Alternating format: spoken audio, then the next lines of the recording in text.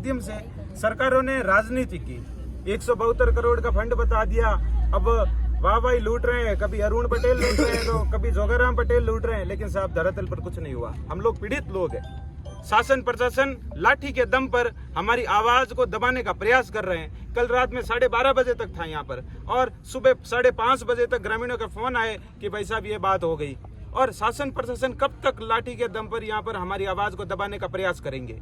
कब तक आखिर हमें यहाँ के लोगों को कब तक गिरफ्तारियां झेलनी पड़ेगी? कब तक ऐसे मुकदमे झेलने पड़ेंगे?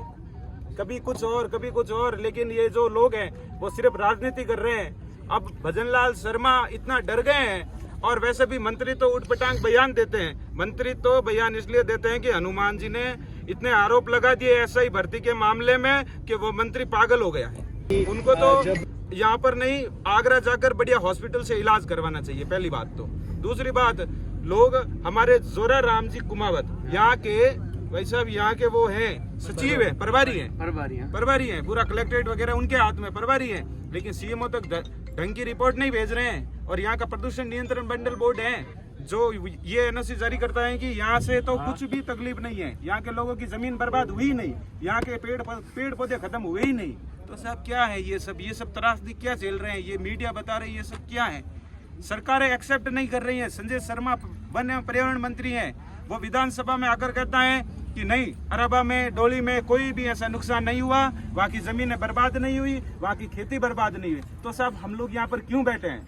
शासन प्रशासन हमें क्यों दबाने की कोशिश कर रहे हैं? जब आपके रिकॉर्ड में तो कुछ बर्बाद हुआ ही नहीं, तो हमें क्यों दबाने की कोशिश कर रहे हैं? यहाँ पर हम लोग अपनी जायज मांगों को लेकर बैठे हैं। अब साहब 15 अगस्त आ रहा है, सभी हमें आजादी का अमृत महोत्सव मना रहे हैं, लेकिन हमारे लिए इतना दुर्भाग्यपूर्ण है साहब कि हमारे छोटे भाई बहन है वो पिछले 20 दिनों से घर पर बैठे हैं कि हम लोग स्कूल कैसे जाएं। कल मुझे एक लड़के ने बोला, अंकल हम लोग हमारे स्कूल में तो पानी भरा है। अब विधायक जी वगैरह वो पोस्ट देखते हैं तो बोलते हैं कि पानी तो निकाल दिया, सुबह वापस जाकर देखते हैं तो पानी बढ़ा है। वो लोग प्रयास करते हैं, चलो कोई बात नहीं, लेकिन पानी वापस आ जाता है। तो वो रोने लगे कि हम लोग कैसे ये जो दिवस है वो मनाएंगे।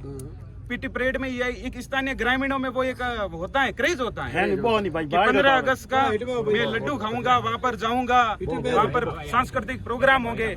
हमारे भाई बहन कहाँ सांस्कृतिक प्रोग्राम करेंगे? इस आजादी के अमृत महोत्सव में हमारे भाई बहन वो आजादी का अमृत महोत्सव का झंडा कहाँ फहराएंगे?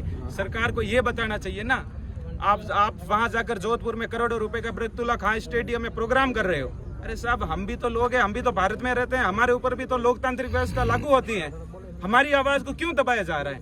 हमारे माताएं बहनों को लाठीचार्ज किया गया, उनके हाथों में पानी की बोतलें थी, कैंपर थी, पुलिस वालों ने वो फेंक दिए।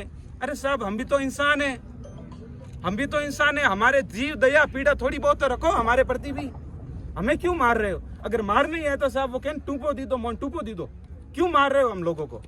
यहाँ के स्थानीय ग्रामीणों को डरा दिया साहब।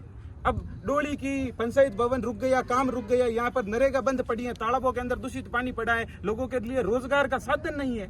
और एक तरफ कहते हैं कि करोड़ों का फंड बजट जारी करते हैं, रोजगार दे रहे, कहाँ है साहब रोजगार? हमारे खेतों के अंदर दूषित पानी, हमारे तालाबों के अंदर दूषित पानी, सारा काम रुका हुआ है और पंचायत भवनों में काम रुका हुआ है और कोई भी रोजगार का कोई भी साधन नहीं है। यहाँ के लोग बाहर जाकर अपने जो भी है रोजी रोटी के लिए पैसे कमा रहे हैं, यहाँ पर कुछ भी नहीं है साहब। मुख्यमंत्री कह रहे हैं माँ के नाम एक पेड़ लगाओ, तो यहाँ दादा परदादा के नाम पेड़ लगे हुए केमिकल से जल रहे। मुख्यमंत्री जी तो माँ के नाम जो पेड़ हैं वो आज लगा रहे हैं। हमारे तो 7 पीढ़ियों से बाप दादाओं के परदादाओं के नाम से पेड़ लगे हैं।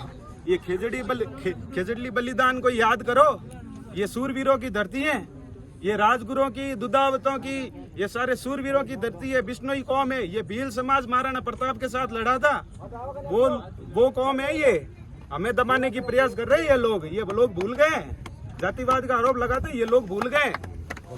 हम लोग लड़ाकू कौम है, लेकिन हम लोगों को दबाया जा रहा है। 16 सालों से गुलामी का दंश झेल रहे हैं और आज भी शासन प्रशासन है जो हम लोगों को गुलामी थोप रहे हैं। एक तरफ माँ के नाम पेड़ लगा रहे हैं और ऊपर इनके मासी के नाम के ये फैक्ट्रियों के नाम पर पेड़ हैं जो वो पूरे के पूरे खत्म हो रहे हैं साहब। खेजड़ी नहीं, यहाँ पर सारे बबूल वगैरह जितने भी हैं, यहाँ का वन्य जीव है, जैव विविधता है, एक बायोडाइवर्सिटी है। धवा डोली की वाइल्ड लाइफ सेंचुरी है, वाइल्ड लाइफ सेंचुरी को बर्बाद किया जा रहा है साहब। हमारी जो है यहाँ का केर है, यहाँ का रोइडा है, अब यहाँ की सांगरी में, अब भाई साहब मैं आपको बात बताऊं, गर्मी में पिल्लू आते हैं, पिल्लू, मैं एक बुजुर्ग को लेके दिया, मैं क्या दादा पिल्लू खाओ, कि पिल्लू कम खावे बेटा, पिल्लू तो खारा जहर है, पहला जड़ स्वाद ही नहीं रहियो, वो आदमी अटेरो कम रहे बारू आवे कटू रोहतक वगैरह। तो क्या मैं क्यों दादा कई बात है कि नाना हवा पानी रो की गड़बड़ है, गड़बड़ कहीं कौन सा वो पानी है जो हमारे केमिकल है। आप पिल्लू री बात करो, मैंने एक आदमी बताई गए जो देसी बाजरी ही बा गंदे पानी होगी, जो बाजरी एकदम रोटी बनाई, जो बाजरी के रोटी खारी होगी, खारी जहर हो जावे साहब, उसके अंदर केमिकल तत्व हो रहे हैं और वो कैंसर कारक है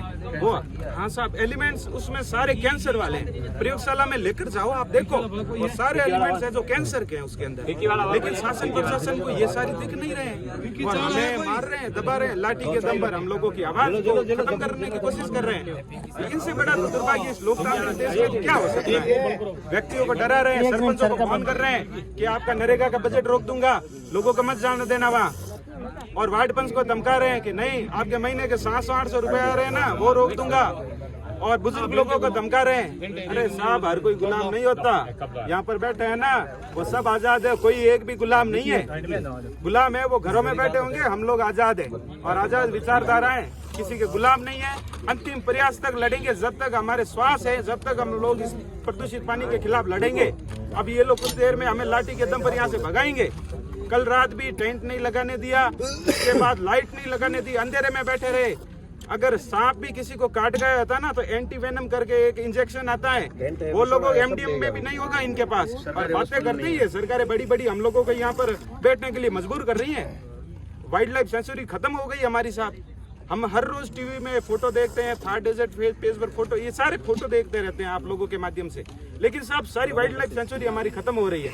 और इतना इतना हमारे ऊपर दुस्साहस किया जा रहा है, हमारी महिलाओं को पीटा जा रहा है, ग्रामीणों को पीटा जा रहा है। क्या हम लोग हाईवे जाम कर रहे थे? नहीं, हम लोग शांतिपूर्वक धरने पर बैठे थे, और उसके बाद भी हमारी आवाज को दमनकारी नीति से दबाने की कोशिश की जा रही है। ये सारा अत्याचार हम लोग नहीं सहेंगे, और इस आजादी के अमृत महोत्सव के साथ हम इस गुलामी की बेड़ियों से और ये जो प्रदूषित केमिकल पानी की सजा भुगत रहे हैं उससे भी हम आजादी लेकर रहेंगे।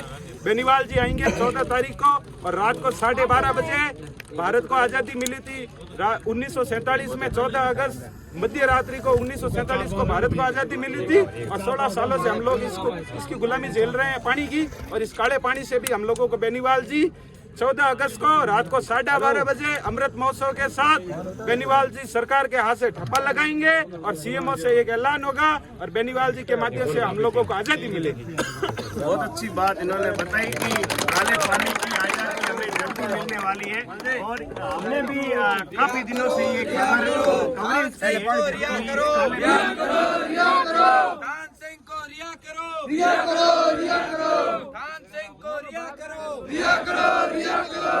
पुलिस प्रशासन होश में आओ, होश में आकर रिया करो, पुलिस प्रशासन होश में आओ, खान सिंह को रिया करो, इनकलाब जिंदाबाद, इनकलाब जिंदाबाद, इनकलाब जिंदाबाद, इनकलाब जिंदाबाद। हम हमारा हक मांगते नहीं, किसी से भीख मांगते, हम हमारा हक मांगते नहीं, किसी से भीख मांगते। रिया करो भाई, रिया करो, खान सिंह को रिया करो, रिया करो भाई, रिया करो, खान सिंह को रिया करो।